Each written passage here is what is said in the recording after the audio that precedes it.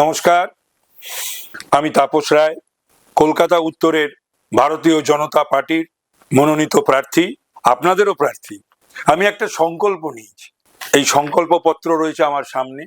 আমাকে যদি আপনারা নির্বাচিত করেন, 5 বছরের সেবা করার সুযোগ দেন, তাহলে আমার কাছে অগ্রাধিকার পাবে কি কি, কোনগুলো অগ্রাধিকার পাবে।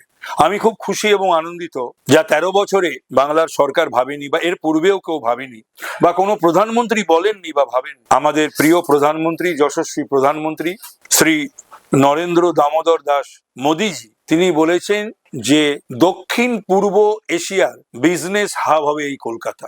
অতুলনীয়। তাহলে পরে কলকাতার চেহারা বদলাবে, সুযোগ বাড়বে, মানুষের অনেক কর্মসংস্থান হবে, কলকাতার গুরুত্ব বাড়বে ইত্যাদি। তো সুতরাং এটার জন্য আমি নিশ্চিতভাবে প্রধানমন্ত্রীকে আমি কৃতজ্ঞতা জানাচ্ছি এবং অভিনন্দিত করছি। এশিয়ার প্রথম গঙ্গার নিচ দিয়ে মেট্রো রেল, এশিয়ার প্রথম, যা আর কিছুদিনের মধ্যেই শিয়ালদার আর সেক্টর 5 জুড়ে দেবে। এক ঐতিহাসিক সন্ধিক্ষণে দাঁড়িয়ে রয়েছে কলকাতা উত্তরের মানুষ। নমামি গঙ্গে প্রকল্পের মাধ্যমে সংস্কার ও গঙ্গার তীরবর্তী সৌন্দর্যায়ন, যেটা থমকে রয়েছে। এর পূর্বে কেউ এটার জন্য উদ্যোগ নেওয়া, একটা তো ধাক্কা লাগাতে হয়, কেউ নেয়নি। আমি সেই উদ্যোগ নেব, ধাক্কা লাগাবো।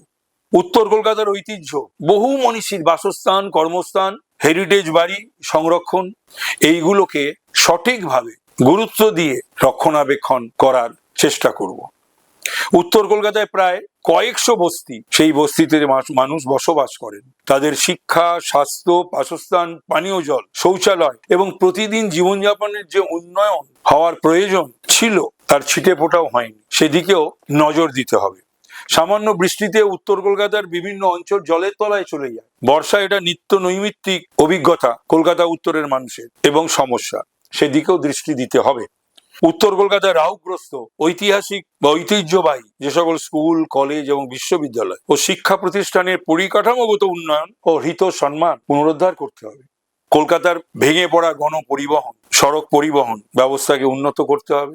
ই বাস, দূষণমুক্ত ই বাস, তার বন্দোবস্ত করা, এবং ট্রাম, কলকাতার ঐতিহ্য, সেই ট্রাম ব্যবস্থাও ভেঙে পড়েছে। সেই কলকাতার ঐতিহ্যকেও আবার স্বমহিমায় তাকে আবার তার জায়গায় ফিরিয়ে আনতে হবে। উত্তর কলকাতার স্বর্ণ শিল্প, মৃৎশিল্প, চর্মশিল্প, হোসিয়ারি শিল্প, প্রকাশনা শিল্প, এই শিল্পগুলি ঐতিহ্য বহন করে। এই শিল্পগুলোকে পুনরুজ্জীবন এবং ক্ষুদ্র মাঝারি শিল্প দপ্তরের সাহায্য না, এমএসএমই, পিএম বিশ্বকর্মা যোজনা, মুদ্রা লোন, এগুলো নিয়ে এই সমস্ত শিল্পগুলোকে আরো যাতে গুরুত্ব পায় এবং আরো বড় জায়গায় যেতে পারে, তার উদ্যোগ নিতে হবে।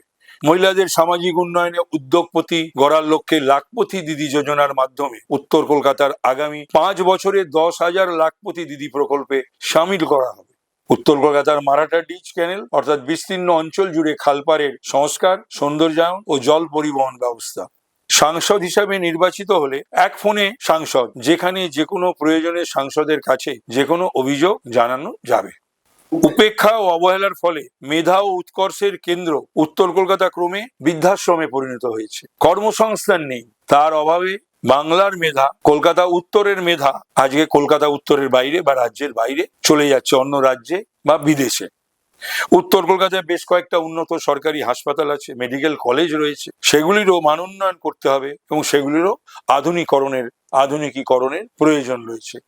এই সকল দিকগুলো উপেক্ষিত। এই সকল দিক এর পূর্বে যিনি সাংসদ ছিলেন, তিনি এগুলো দেখার তার সময় হয়ে ওঠেনি বা পারেননি, বা তার সেই উদ্যোগ ছিল না, হয়তো কোনো কারণ থাকতে পারে, তার জন্য উপেক্ষিত, অবহেলিত কলকাতা উত্তর।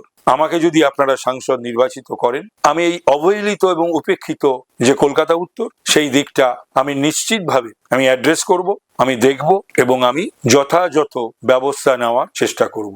নমস্কার। কলকাতা উত্তর লোকসভা কেন্দ্রে তাপস রায়কে জয়ী করুন।